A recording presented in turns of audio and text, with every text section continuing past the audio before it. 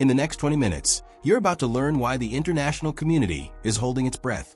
Because right now, behind closed doors, two nations are allegedly coordinating a military chess move that could topple an entire African government.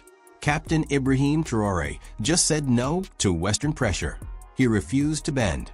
And that refusal has triggered something far darker.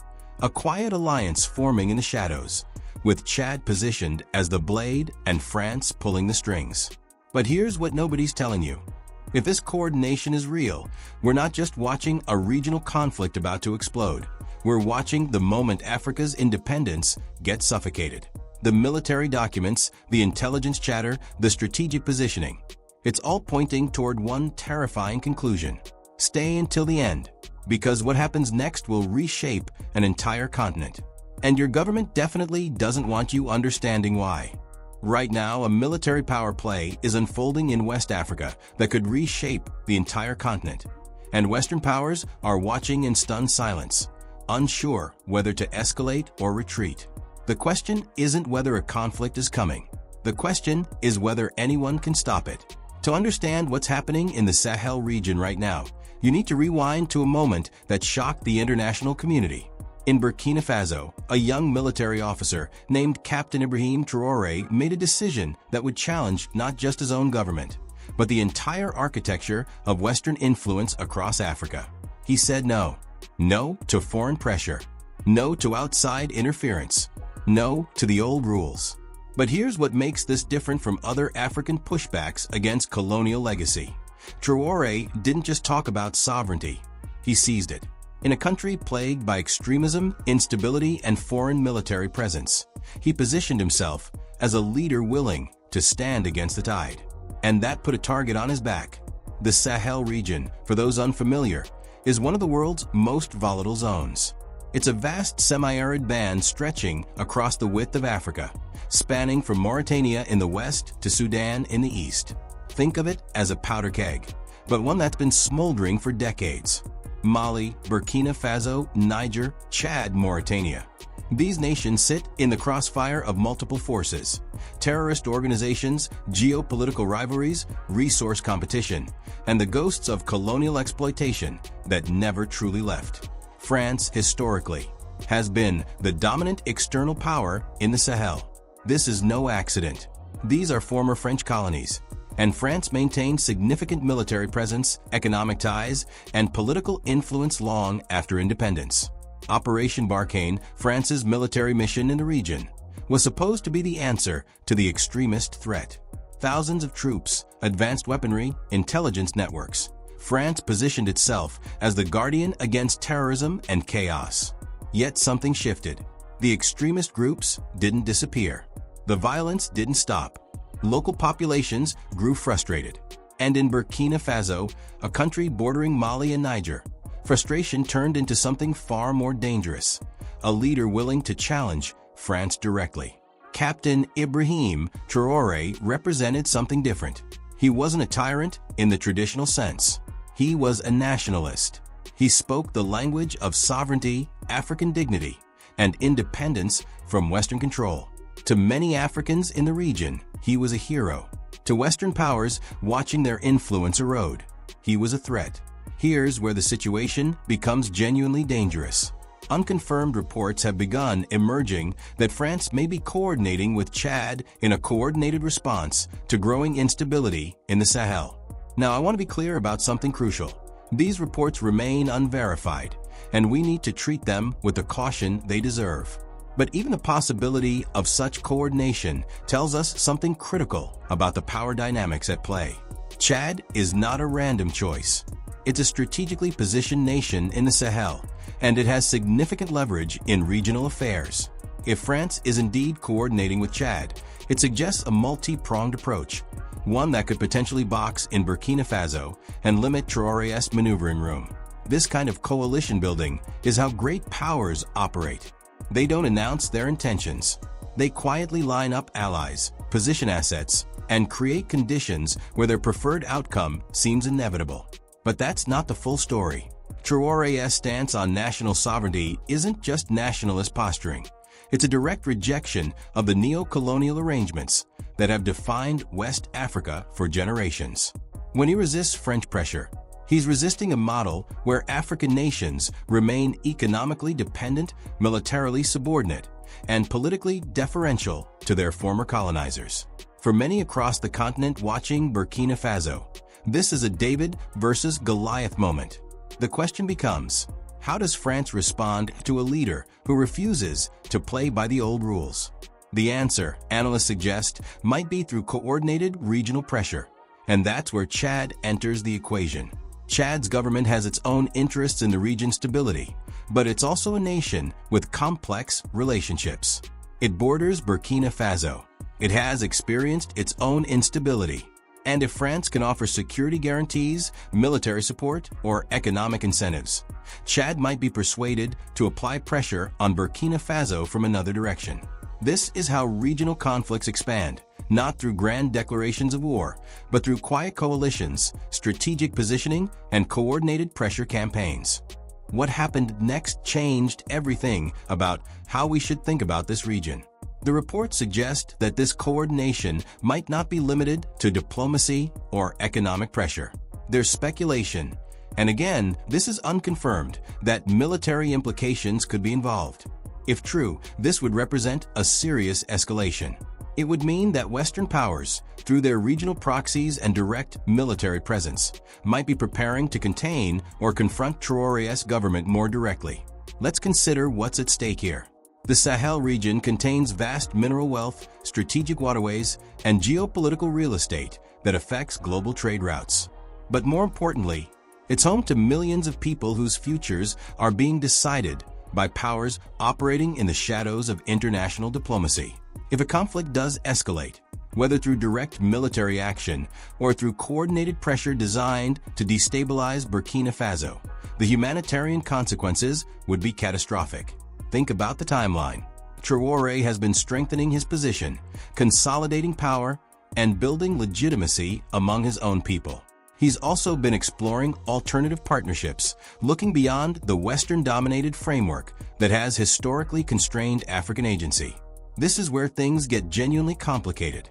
Because in a world where geopolitical competition between Western powers, Russia, China, and others is intensifying, any opening created by a leader willing to challenge Western dominance becomes an opportunity for other powers to expand their influence.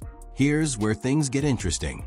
The reports of France-Chad coordination suggest that Western powers are not passively watching this situation unfold. They're actively positioning themselves, building coalitions, and potentially preparing contingencies. But what's remarkable and troubling is the opacity of it all. This isn't happening in the open. It's happening through channels that the general public rarely sees or understands. Now let's talk about what these unconfirmed reports really mean if they're true. Because the implications extend far beyond Burkina Faso. For decades, Africa has been told a particular narrative. Western powers are here to help. Whether through military intervention, economic programs, or development aid, the message has been consistent. We're your partners. We're here to bring stability. But that narrative is increasingly hollow, especially in the Sahel, where the Western military presence has failed to eliminate extremism and where local populations increasingly see foreign troops not as saviors, but as symbols of continued subjugation. Traoré understood this. By positioning himself as a nationalist leader willing to challenge foreign pressure, he tapped into something far more powerful than political ideology. He tapped into the collective frustration of a continent that has watched its resources extracted, its sovereignty compromised, and its people sacrificed for global power games since colonialism began. If France is indeed coordinating with Chad to apply pressure on Burkina Faso, it reveals something crucial about how Western power operates in the 21st century. It's not always direct. It's not always visible. Instead, it works through networks of influence, through regional allies, through the careful orchestration of military and economic pressure. It's the modern version of indirect rule, colonialism without the flags. But here's what makes Traoré different from many previous African leaders who attempted similar pushbacks. He has the military control of his own country. He's not just a democratic leader that foreign powers can quietly remove through pressure or coups. He's a military officer who sees power and is consolidating it with apparent support from significant portions of the population and military. That makes him far more difficult to dislodge through traditional mechanisms of control. So if Western powers want to contain or remove him, they face a problem. A frontal assault would be costly, unpopular, and risk creating a martyr. A coup is difficult when you don't have sufficient assets in place. Economic sanctions can be absorbed or mitigated through alternative partnerships. This is why the reported coordination with Chad is significant. It suggests a strategy of gradual pressure, regional isolation, and perhaps creating conditions where Traore faces increasing challenges from multiple directions. But what about the human cost? Here's something that often gets lost in geopolitical analysis. The people actually living in Burkina Faso. They're caught in the middle. Some support Traore because he represents national independence. Others fear the instability that could come from confrontation with France and regional powers. Some are suffering from extremist violence and want any government, foreign intervention or not, that can provide security. The situation is genuinely complicated, and reducing it to simple narratives does everyone a disservice. The Sahel has been described as a graveyard of failed military interventions. France's Operation Barkhane, despite costing billions of dollars and involving thousands of troops, failed to bring stability. The extremist threat remains. Some analysts argue that the problem wasn't the military strategy, it was the political strategy. Without genuine partnership with local governments, without respecting local sovereignty, without building legitimacy among the population, military operations become counterproductive. They breed resentment. They create the very instability they're supposed to prevent. This is the paradox that Traore is exploiting, perhaps intentionally. By refusing to defer to French pressure, by positioning himself as a defender of sovereignty, he's actually gaining legitimacy precisely in places where French military presence has failed to do so. The irony is almost perfect. Western military power, deployed to create stability, has instead created the conditions for a nationalist backlash that now threatens to reduce Western influence dramatically. What happens next changed how analysts think about this entire region. If these reports prove true, and France does coordinate with Chad to pressure Burkina Faso, we could be witnessing the beginning of a serious regional escalation. Not a conventional war. Those are increasingly rare in the 21st century.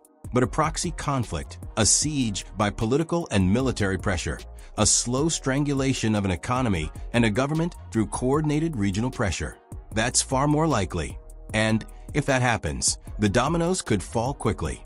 Mali, which has already expelled French forces and aligned more closely with Russia, could find itself in a similar position. Niger, which has also pushed back against French influence, might face similar pressures. The question then becomes whether other powers, Russia, China, others, intervene to prevent Western dominance from reasserting itself. And that's when the Sahel truly becomes a proxy battleground for global power competition. There's something else that doesn't get discussed enough in Western analysis of the Sahel crisis: the question of who benefits from instability. Extremist organizations operating in the Sahel, groups affiliated with ISIS, Al-Qaeda, and others, actually thrive in certain conditions. They thrive when central government control is weak. They thrive when populations are desperate. They thrive when legitimate grievances go unaddressed. So in a paradoxical way, the chaos that France has failed to contain has actually been useful to certain interests. It justifies continued military presence. It keeps defense spending high. It maintains the narrative that strong Western intervention is necessary. But Traore's nationalism presents a different problem. If a strong, legitimate government takes control and gains popular support, it potentially could address the root causes of extremism, corruption, economic desperation, lack of opportunity, historical grievances. And that's far less profitable than an endless war against terrorism. It's far less useful for maintaining military bases and political influence. This isn't to suggest that Western powers are secretly supporting terrorism. That would be too cynical. But it is to suggest that the incentive structures are complicated. ending the chaos in the Sahel would require genuine partnership with local leaders, respect for sovereignty, willingness to address historical injustices, and acceptance of reduced Western influence. Those are hard asks for governments used to operating with imperial assumptions. The reports of France-Chad coordination, if true, suggest a different approach. Rather than genuine partnership, they suggest attempts to maintain control through regional pressure and military positioning. And that approach has a long history in Africa, a history of failure and blowback. Let's look at what we know about Traoré's actual track record in Burkina Faso. He's consolidated military control. He's positioned himself as an anti-corruption warrior and a nationalist leader. He's gained legitimacy among significant portions of the population by contrast to his predecessors. He's expelled French military forces. He's opened doors to partnerships with other nations, including Russia. Whether you view these actions as enlightened leadership or dangerous radicalism depends partly on your perspective. But there's no question that he's changed the balance of power in his country and in the region. The unconfirmed reports about France-Chad coordination suggest that Western powers are not content to accept this shift. But here's the problem they face. Attempting to overthrow or contain a nationalist leader who has popular support and military control is far more difficult than it was in previous eras when African nations were weaker and less united. The world has changed. African agency has increased, and old colonial playbooks no longer work the way they used to. This is where the Sahel crisis becomes genuinely dangerous. Because if France and its allies attempt to contain Traoré through coordinated regional pressure and military positioning, they risk either succeeding in ways that generate massive humanitarian costs or failing in ways that further erode Western credibility and open space for other powers to expand influence. Either outcome is destabilizing, and for the people of the Sahel, they become pawns in a game where the stakes are defined by great power competition, not by their actual needs and aspirations. Here's where things get complicated. The speculation about potential military implications of this France-Chad coordination is where analysis becomes genuinely uncertain. We're moving from unconfirmed reports to what-if scenarios. But these scenarios matter because they influence how governments prepare and how international observers assess risk. If these reports prove true, what could such coordination actually look like? Military analysts suggest several possibilities. One scenario involves increased French military presence near Burkina Faso's borders, combined with Chad-based pressure aimed at restricting Traoré's movement and potentially encouraging internal opposition. Another scenario involves economic pressure, sanctions, and blockades designed to create conditions where Burkina Faso's economy deteriorates and public support for Traoré erodes.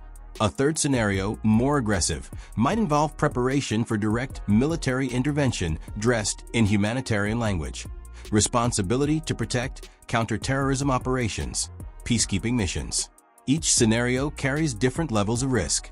Economic pressure alone might fail to dislodge Traoré if he maintains military control and popular support. Military pressure risks escalation that could destabilize the entire region. Direct intervention risks creating exactly the kind of protracted conflict that the Sahel has been struggling with for decades. But that's not the full story. Because even as France and Western powers contemplate these options, other forces are reshaping the region. Russia has increased its influence significantly, particularly in Mali. Chinese investment in African infrastructure continues to expand. Turkey, the UAE, and other powers are increasing their presence and influence. The old bipolar world where Western powers could operate with relative impunity in their spheres of influence no longer exists. Analysts now face a genuinely difficult question. Has the moment when Western powers could easily control Sahel politics actually passed? Are the unconfirmed reports of France-Chad coordination actually evidence that Western powers are entering a desperate rearguard action to maintain influence that's already slipping away? Or is it a clear-eyed reassertion of power before the situation becomes irreversible? The answer probably contains elements of both. But that's precisely what makes the situation dangerous. Because when powers are desperate to maintain influence, they often take actions that accelerate the very changes they're trying to prevent. Attempts to contain Traore might actually strengthen his position by confirming the narrative that he's standing against imperial pressure. Attempts to destabilize Burkina Faso might create conditions where more extreme groups gain power. This is the tragic irony of geopolitical maneuvering. The moves made to prevent catastrophe sometimes cause it. And in the Sahel, where human suffering has already been immense, the margin for error is non-existent. If we step back and look at the bigger picture, what do these reports tell us about the state of global power right now? They tell us that the old order is being challenged everywhere. From Ukraine to Asia to Africa, we're seeing the moment where Western dominance is being contested in new ways. Some of these challenges are authoritarian in nature. Some are genuinely liberatory. Many are ambiguous, mixing elements of both. But the pattern is clear. For the first time since the end of the Cold War, significant regions of the world are moving beyond Western control. The Sahel is just one theater in a larger global game. But it's a significant one because it touches on fundamental questions about the future of international order. Will Africa's future be determined by Africans or by external powers?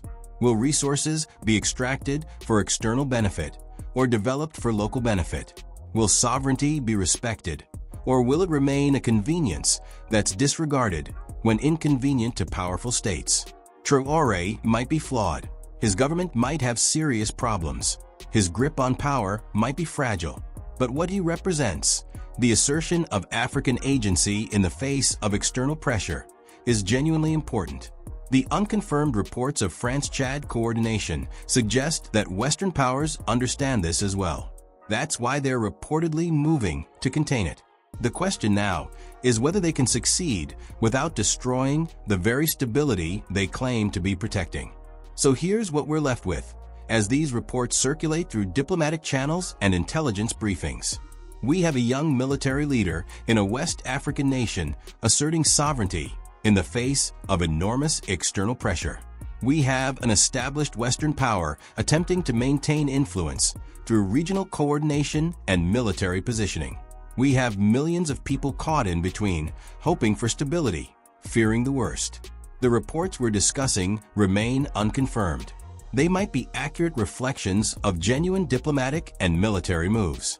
Or they might be rumors, exaggerations, or deliberate disinformation designed to shape perceptions. That's the nature of geopolitical intelligence. Clarity rarely exists until after the fact. But even in uncertainty, we can see the trajectory.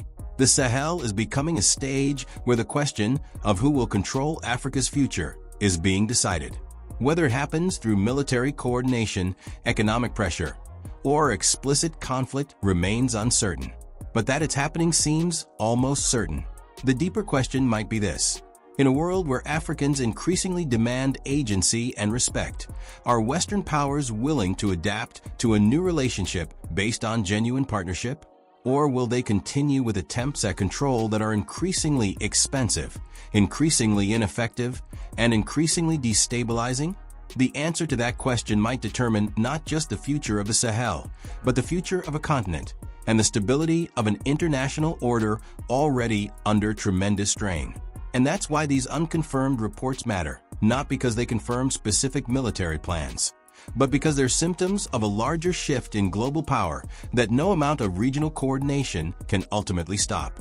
The question isn't whether the Sahel will change. The question is whether anyone can manage that change without catastrophic human cost. And based on history, the answer to that is deeply uncertain.